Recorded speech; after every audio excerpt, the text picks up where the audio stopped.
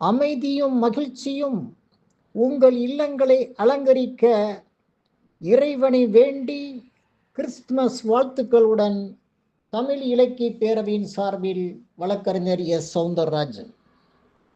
எந்த மதமும் பகைமை பாராட்டு, பிறரை பழிவாங்கு, அன்பை மற, அறத்தை துற என்று போதிப்பதில்லை.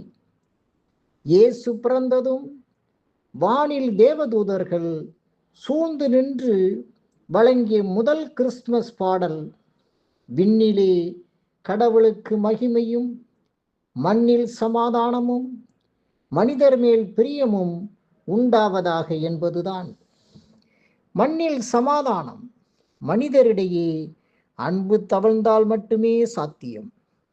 கிறிஸ்துவத்தின் ஒவ்வொரு கிளையும் அன்பு மலர்களால் ஆனது, அன்பு கனியை கொண்டது, அன்பனும் ஆணிவேரில் நிமிர்ந்து நிற்பது. சொர்க்கம், நரகம், ஊழ்வினை, ஊழ்வினை பயன் என்றெல்லாம் மனிதனை மதம் அச்சுறுத்துவதன் அடிப்படை இலக்கு மனிதனின் அளவற்ற ஆசைகளை நெறிப்படுத்துவதுதான்.